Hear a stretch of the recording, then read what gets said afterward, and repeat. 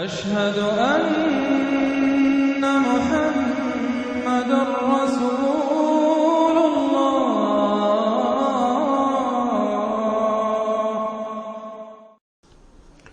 سورة عبس بسم اللہ الرحمن الرحیم. عبس وتولى ان جاءه الأعمى وما يدريك لعله يزكى أو يذكر فتنفعه الذكرى أما من استغنى فأنت له تصدى وأما من جاءك يسعى وهو يخشى فأنت عنه تلهى كلا إنها تذكرة فمن شاء ذكره في صحف مكرمة مرفوعة مطهرة بأيدي سفرة كرام بررة. صدق اللہ العظیم.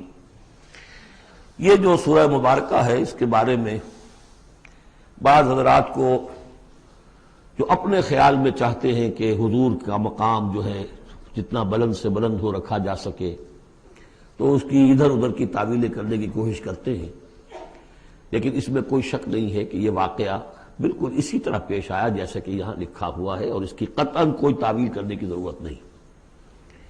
دیکھیے، نبی کا معاملہ یہ ہوتا ہے، رسول کا معاملہ خاص طور پر، کہ اسے دیکھنا ہوتا ہے کہ مجھے ایک عظیم جو میرے اوپر ذمہ داری ڈال دی گئی ہے اس کے پورا کرنے کے لیے بہتر راستہ کون سا ہے. اب ظاہر بات ایک معاشرہ ہے، اس معاشرے کے اندر طبقات ہیں، ڈی فیکٹو ہیں. آپ کے لیے تو وہ گیون ہیں، آپ نے خود تو پیدا نہیں کیے ہیں، موجود ہیں.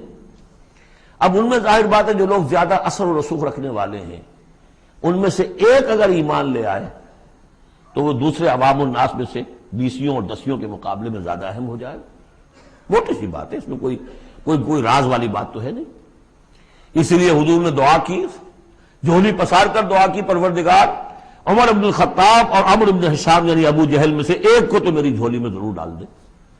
یہ ویسے لوگ ہیں اپنے معاشرے میں اثر و رسوخ رکھنے والے ہیں، حیثیت ہے، تکڑے ہیں، تو اگر ان میں سے کوئی ایمان لے آئے تو تقویت حاصل ہوگی. تو نتیجہ یہ نکلتا تھا کہ حضور ایسے لوگوں کی طرف زیادہ راغب رہتے تھے، توجہ فرماتے تھے. پھر خاص طور پر جو لوگ اپنے ساتھی ایمان لے آئے ہیں، اب یہ کہ ظاہر بات ہے وہ تو اپنے ہی ہیں. آدمی بسا اوقات کچھ زیادتی کر بیٹھتا اپنوں کے اوپر، اور اس کی اپنائیت ہی در حقیقت کہ یہ تو اپنا ہے، اس کو کوئی بات نہیں، سہ جائے گا، برداشت کر لے گا اور یہ سمجھ لے گا کہ اس میں کوئی مصلحت ہوگی. تو اگر اس طرح کا رویہ ہو تو یہ بالکل منطقی ہے، سمجھ میں آنے والی بات ہے. کہ ایک روز حضور کے پاس کچھ قریش کے سردار بیٹھے ہوئے تھے، گفتگو کر رہے تھے. عبداللہ ابن ام مکتوم رضی اللہ تعالی عنہ ایک نابینا صحابی ہیں، وہ آ گئے. اب یہ کہ بہرحال نابینا تھے، لیکن یہ کہ بہرے تو نہیں تھے. اندازہ تو انہیں بھی ہو گیا ہوگا کہ اس وقت گفتگو ہو رہی کن لوگوں سے ہو رہی ہے. اور جو نابینا ہوتے ہیں اللہ تعالیٰ ان کی کوئی اور ایک رنگ تیز کر دیتا ہے، کمپنسیٹ تو کرتا ہے نا ان کو. تو انہیں یہ چاہیے تھا کہ اس وقت وہ خاموش رہتے. انہوں نے یہ کیا، بار بار حضور کو اپنی طرف متوجہ کر رہے. حضور ان سے گفتگو کر رہے ہیں اس وقت. اس پر کچھ ناگواری کے آثار پیدا ہوئے، حضور کی تیوری پر بل پڑ گئے اور حضور ان کی طرف متوجہ نہیں ہوئے. وہ بددل ہو کر وہاں سے اٹھ کر چلے گئے. اس پر پھر یہ کہہ لیجئے حضور کا لفظ عتاب، یہ عتاب نازل ہوا مجھ پر، اس لیے کہ اس کے بعد پھر جب کبھی بھی آتے تھے عبداللہ ابن ام مکتوم تو حضور فرمایا کرتے مرحبا بالذی عاتبنی اللہ فیہ، مرحبا اس شخص کے لیے جس کے بارے میں اللہ نے مجھ پر عتاب فرمایا ہے. اب اس میں یہ تعویل کرنا کہ یہ حضور کے مقام تو یہ ہو ہی نہیں سکتا، انہونی بات ہے، ادھر سے ادھر سے، قطعاً کوئی ضرورت نہیں. یہ رسول بھی بشر ہوتا ہے، بشر ہونے کے علاوہ میں نے آپ کو بتایا ہے یہ دعوت کا تقاضا ہے. اب جو یہ ہمارے اس وقت جو ساتھی تھے، غریب جو حضور کے ساتھی تھے، اور جو جن کو پیٹا جا رہا تھا، مارا جا رہا تھا، جو مزدور تھے، جو وہاں کے غلام تھے، ظاہر بات ہے کوئی صاحب حیثیت کوئی شخص ایمان لے آتا تو ان کی تکالیف میں کمی ہوتی، انہیں ایک طرح کی سپورٹ ملتی. اس لیے جہاں تک نیت کا معاملہ وہ بالکل ٹھیک تھا. البتہ یہ کہ کسی وقت ایسا ہوتا ہے کہ نیک نیتی کے ساتھ بے نیکی کا جذبہ بھی ایک حد اعتدال سے تجاوز کر جاتا ہے. اور یہ قاعدہ ہے کہ حسنات الابرار سیئات المقربین، یہ درجات کی بات ہے. یہ بات عام آدمی کرتا کوئی بات نہیں تھی، یہ بات محمد سے سرزد ہوئی صلی اللہ علیہ وسلم. تو اللہ تعالیٰ اپنے بڑے بندوں کی جو ہے چھوٹی خطاؤں کے اوپر بھی ایسا انداز اختیار کرتے ہیں کہ جیسے ان سے بہت بڑی خطا ہو گئی. تو یہ ہے سارے مسائل سامنے ہو تو پھر کوئی ضرورت کسی تعویل کی نہیں. عبس وتولی، اب بار بار جو انہوں نے متوجہ کیا ہوگا تو حضور کا کہ چہرے پر کچھ تھوڑی سی ناگواری سے شکنیں پڑ گئیں اور آپ نے ان کی طرف خطاب نہیں کیا، پھر موڑ کر میری طرف دیکھیے، وہ دیکھ کر پھر یہ ماتھے پر شکن لے کر آپ نے پھر منہ موڑ لیا۔ ان جاءہ الاعمی، اس بات پر کہ اس کے پاس ایک نابینا آیا۔ وما یدریک لعلہ یزکیٰ، اے نبی آپ کو کیا معلوم کہ اسے وہ تزکیہ حاصل کرتا، وہ بلند مقامات آپ کی گفتگو سے استفادہ کر کے اپنے درجات بلند کرتا، او یذکر فتنفعہ الذکریٰ، یا یہ کہ وہ نصیحت اخذ کرتا، اسے وہ نصیحت مفید ہوتی۔ اما من استغنی، آپ کا معاملہ یہ ہے کہ جو مستغنی ہے، سننے کو تیار نہیں ہے، فانت لہ تصدیٰ، تو آپ ان کے فکر میں رہتے ہیں، آپ ان کے پیچھے اپنے آپ کو ہلکان کرتے ہیں۔ یہ لوگ جو ہیں یہ تو آپ کی بات سننے کو تیار نہیں ہے۔ وما علیک الا یزکیٰ، اور اگر وہ پاکی اختیار نہیں کرتے تو آپ کے اوپر کوئی الزام نہیں، آپ سے پوچھ گچھ نہیں ہوگی۔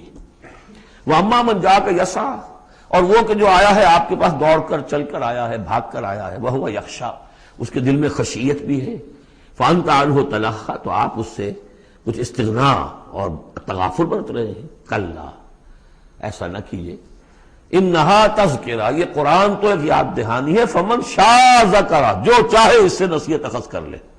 ابو جہل نہیں کرتا دفع ہو، ابو لہب نہیں کرتا دفع ہو، جو کرنا چاہتے ہیں آپ کی توجہ ادھر ہونی چاہیے۔ جیسے سورہ کہف کے اندر آیا، وَاصْبِرْ نَفْسَكَ مَعَ الَّذِينَ يَدْعُونَ رَبَّهُمْ بِالْغَدَاةِ وَالْعَشِيِّ يُرِيدُونَ وَجْهَهُ وَلَا تَعْدُ عَيْنَاكَ عَنْهُمْ تُرِيدُ زِينَةَ الْحَيَاةِ الدُّنْيَا وَلَا تُطِعْ مَنْ أَغْفَلْنَا قَلْبَهُ عَنْ ذِكْرِنَا وَاتَّبَعَ هَوَاهُ فَكَانَ أَمْرُهُ فُرُطًا۔ تو یہ مختلف مواقع پر یہ بات آئی ہے، لیکن ظاہر بات ہے کہ حضور معاذ اللہ ثم معاذ اللہ ثم معاذ اللہ کسی ذاتی غرض کی وجہ سے تو نہیں، اور یہ ہمیشہ ہوگا دعوتوں میں، تحریکوں میں۔ ظاہر بات ہے ہر سطح کے لوگ ہوتے ہیں، اب جو بھی داعی کوئی ہے، کوئی کسی جماعت کا امیر ہے، اب اس کا وہی ہوگا، اور وہ چونکہ ایک کمپلشن ہے کہ جو لوگ معاشرے میں زیادہ مؤثر ہیں، صاحب حیثیت ہیں، ان کا ایمان لے آنا، ان کا ساتھ آ جانا، کسی تحریک میں شامل ہو جانا، وہ اس تحریک کے لیے، اپنے لیے نہیں، ذات کے لیے نہیں، اس تحریک کے لیے، اس دعوت کے لیے، اس مقصد کے لیے یقیناً مفید تر ہے۔ اس حوالے سے معاملہ رہے گا، اور اس میں یقیناً پھر ایسا ہوتا ہے کہ دوسرے طبقات کے لوگ جو ہیں وہ پھر اسے محسوس کرتے ہیں، مغایرت سی ہو جاتی ہے۔ تو یہ در حقیقت دنیا میں بھی یوں سمجھیے کہ ہر اعتبار سے یہ پل سرات جسے ہم کہتے ہیں کہ اس کو بال سے زیادہ باریک اور تلوار کی دھار سے زیادہ تیز ہوگی، وہ دنیا میں بھی ہے۔ دو انتہاؤں کا معاملہ ہر وقت رہتا ہے۔ کوئی شخص جو ہے وہ اپنی خودداری، عزت نفس کی وجہ سے ایک رویہ اختیار کرتا، دوسرا سمجھتا متکبر ہے یہ۔ ایک شخص ہے جو کسی کے ساتھ ملائمت سے پیش آتا ہے، دوسرا سمجھتا ہے میری خوشامد کر رہا ہے، چاپلوسی کر رہا ہے۔ تو ان دونوں چیزوں کے اندر تکبر اور خودداری، بس یوں سمجھیے کہ قدم میں فاصلہ دارن، بلکہ قدم بھی بڑی شے ہے، وہ باریک بال ہی ہے درمیان میں کہ خودداری کسے کہتے ہیں، تکبر کسے کہتے ہیں۔ تو اس میں یہ ہے کہ ہر معاملے کے اندر کوشش ہونی چاہیے درمیانی راستے کی، جتنی بھی انسان کر سکے۔ یہاں جس شان کے ساتھ قرآن کا ذکر ہوا ہے کہ اس قرآن مجید کو بھی آپ اپنا جس طریقے سے اپنی فرض رسالت کی ادائیگی کے لیے جس طرح آپ اپنے آپ کو ہلکان کر رہے ہیں، اس میں ایک پہلو اور بھی ہے، اس قرآن کی بھی توہین ہو رہی ہے۔ اس قرآن کو بھی لیے آپ پھر رہے ہیں، ان کو دے رہے ہیں، پڑھو اور سنو اور سمجھو، پھر میں سناتا ہوں، پھر سناتا ہوں۔ کلا انہا تذکرہ فمن شاء ذکرہ، نہیں، یہ تو ایک نصیحت ہے، جو چاہے اخذ کرے، جو نہیں کرنا چاہتا دفع ہو۔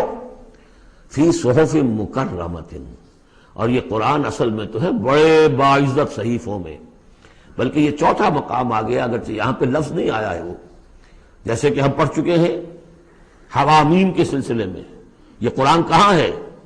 وَإِنَّهُ فِي أُمِّ الْكِتَابِ لَدَيْنَا لَعَلِيٌّ حَكِيمٌ، یہ تو ام الکتاب کے اندر ہے جو ہمارے پاس ہے اور بڑے بلند مقام پر ہے۔ اور سورہ واقعہ میں ہم پڑھ چکے ہیں یہ قرآن کہاں ہے؟ فی کتاب مکنون لا یمسہ الا المطہرون، یہ تو چھپی ہوئی کتاب میں ہے، مخفی کتاب میں ہے، اسے چھو ہی نہیں سکتے مگر صرف وہی جو نہایت پاک باز ہیں۔ کون ہے نہایت پاک باز؟ فرشتے ہیں، ان کے ساتھ نفس امارہ ہے ہی نہیں، ان کے ساتھ وہ عالم خلق کا کوئی تقاضا ہے ہی نہیں، وہی ہے کہ جو اس کے وہاں پر جو ہے ان کے سامنے وہی لکھنے والے، آ جائے گا لکھنے والے، آگے چل کر آئے گا۔ وہ یہ قرآن کہاں ہے؟ بل ہوا قرآن مجید فی لوح محفوظ، تو لوح محفوظ، کتاب مکنون، ام الکتاب، اصل قرآن وہاں ہے، جیسا کہ بارہا میں نے کہا یہ تو قرآن کی مصدقہ نقول ہے جو اللہ نے ہمیں فراہم کر دی، اصل قرآن وہاں ہے۔ اسی کا تذکرہ یہاں ہو رہا ہے فی صحف مکرمۃ. وہ ام الکتاب جو ہے وہ تو بڑے مکرم، بڑے معزز باعزت ورقوں میں ہے. مرفوعہ، بلند و بالا، مطہرہ، نہایت پاک، بے ایدی سفرۃ، وہ ان کے ہاتھوں میں ہے لکھنے والے فرشتے. وہاں سے نقلیں تیار کر کر کے بھی تو آخر بھیج رہے ہیں نا وہ.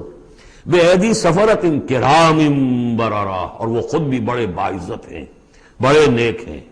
تو یہ ہے قرآن مجید کا مقام. تو آپ اس قرآن مجید کے ساتھ بھی اس کے مقام کو سمجھتے ہوئے معاملہ کیجئے. جو اس کی توہین کرتا ہے اسے دفع کیجئے، اس کو منہ نہ لگائیے. اور آپ تو اپنے آپ کو جو بھی آپ کے پاس چل کر آئے اور جو واقعتاً طالب ہو ہدایت کے اور نیکی کے اور تقویٰ کے، ان پر توجہ دیجئے. قتل الانسان ما اکفرہ، ہلاک ہو جائے یہ انسان کس قدر یہ ناشکرا ہے. من ای شیء خلقہ، کبھی سوچے یہ اللہ نے اسے کس چیز سے پیدا کیا ہے. من نطفہ، ایک بوند سے. خلقہ، اسے بنایا. فقدرہ، اس کا ایک اندازہ مقرر کر دیا. دیکھیے ہر انسان کا ایک اندازہ ہے، شاکلہ. آج ہم سمجھتے ہیں جینز ہیں، ہر شخص کو جو جینز ملے ہیں اسی کے حساب سے اس کا شاکلہ وجود میں آئے گا. یا تو اس کو جو جینز مل رہے ہیں ماں سے اور باپ سے، اور یا پھر یہ ہے کہ جس ماحول میں اللہ نے اس کو پیدا کیا اس سے اس کا ایک شاکلہ وجود میں آتا ہے. تو فرمایا کہ اس کا پھر ایک اندازہ بھی ہم نے مقرر کر دیا. ثم السبیل یسرہ، پھر ہم نے آسان کر دیا اس پر راستہ. اس میں یہ بھی ہے معنی لیے گئے ہیں کہ ماں کے پیٹ سے اب کس قدر یہ مرحلہ سخت ہے، اس کا وہ راستہ جو اس کا نکلنے کا ہے کس قدر سخت ہے، کس قدر انسان کے لیے واقعتاً ایک عجوبہ ہے. تو اس کو وہ راستہ اس کے لیے آسان کر دیا. لیکن یہ کہ پوری زندگی کا راستہ بھی ہے. ثم اماتہ فاقبرہ، پھر اس پر موت وارد کی اور پھر اسے قبر میں داخل کر دیا. ثم اذا شاء انشرہ، پھر جب چاہے گا اسے اٹھا لے گا. اب اس میں جو اصل ہے ردم کو دیکھیے، جب یہ کیا پھر یہ کیا پھر یہ کیا پھر یہ کیا پھر، تو کیا یہی مشکل ہے کہ دوبارہ اٹھا نہیں سکتا؟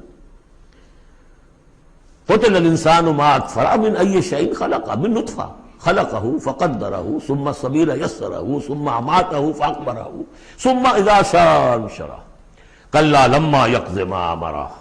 کوئی نہیں، لیکن اس نے تاحال وہ بات پوری نہیں کی جس کا کہ اسے حکم دیا گیا تھا. فَلْيَنظُرِ الْإِنسَانُ إِلَىٰ طَعَامِهِ، تو ابھی اگر کوئی شک ہے تو ذرا انسان غور کرے اسے کس طرح پیدا کیا تھا، اب اس کے لیے غذا کہاں سے اللہ دے رہا ہے، اس کا پیدا کرنے والا. فَلْيَنظُرِ الْإِنسَانُ إِلَىٰ طَعَامِهِ، وہ ذرا اپنے کھانے کو دیکھو، غذا کو دیکھے. أَنَّا صَبَبْنَا الْمَاءَ صَبًّا، ہم نے آسمان سے بارش برسایا جیسے کہ برسایا جاتا ہے، پانی برسایا. ثُمَّ شَقَقْنَا الْأَرْضَ شَقًّا، پھر ہم نے زمین کو پھاڑا جیسے کہ وہ پھٹتی ہے، اس میں سے وہ پھر کونپلیں نکلی ہیں. فَأَنبَتْنَا فِيهَا حَبًّا، ہم نے اگا دیے اس میں اناج. وَعِنَبًا وَقَضْبًا، اور اس میں انگور بھی اور مختلف ترکاریاں بھی، ککڑیاں وغیرہ. وَزَيْتُونًا، اور زیتون، وَنَخْلًا، اور کھجوریں. وَحَدَائِقَ غُلْبًا، اور بڑے گھنے اور گنجان باغ. وَفَاكِهَةً، اور میوے. وَأَبًّا، اور چارہ تمہارے جانوروں کے لیے. مَتَاعًا لَكُمْ وَلِأَنْعَامِكُمْ، یہ تمہاری ضروریات کی بہم رسانی ہے، تمہارے لیے بھی اور تمہارے چوپایوں کے لیے بھی. کس قدر یہ مضامین جو ہے مل رہے ہیں سورہ نازعات کے اور عبس کے. فَإِذَا جَاءَتِ الصَّاخَّةُ، وہاں کیا تھا؟ فَإِذَا جَاءَتِ الطَّامَّةُ الْكُبْرَىٰ، یہاں آیا فَإِذَا جَاءَتِ الصَّاخَّةُ، جب وہ آ جائے گی کان پھوڑنے والی. یعنی جب وہ سور میں پھونکا جائے گا تو وہ جو کان پھوڑنے والی آواز آئے گی. یوم یفر المرء من اخیہ، اس دن بھاگے گا انسان اپنے بھائی سے. وامہ، اور اپنی ماں سے. وابیہ، اور اپنے باپ سے. وصاحبتہ، اپنی بیوی سے. وبنیہ، اپنے بیٹوں سے.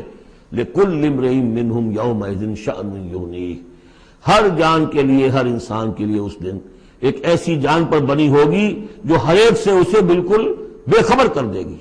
وہ اسی میں نفسی نفسی اسی میں الجھا ہوا ہوگا. وجوہ یومئذ مسفرہ، اب وہی نقشہ جو سورہ قیامہ میں آیا تھا. وجوہ یومئذ ناظرۃ الی ربہا ناظرہ، ووجوہ یومئذ باسرۃ تظن ان یفعل بہا فاقرہ. وجوہ یومئذ مسفرہ، بہت سے چہرے ہوں گے اس روز روشن. ضاحکۃ مستبشرہ، تبسم ہوگا ان کے چہروں پر، ہنس رہے ہوں گے اور خوشیاں منا رہے ہوں گے. وَوُجُوهٌ يَوْمَئِذٍ عَلَيْهَا غَبَرَةٌ، اور کچھ چہرے ہوں گے ان کے اوپر دھول پڑی ہوگی، غبار آلود، ترہقها قطرہ، ان پر سیاہی چھائی ہوئی ہوگی۔ اولئک هم الکفرۃ الفجرہ، یہی ہے وہ کہ جو منکر ہے اور فاجر ہیں، اپنے نفس کے تقاضوں کو پورا کرنے کے لیے وہ تمام حدود سے اور قیود سے آزاد ہو جاتے ہیں۔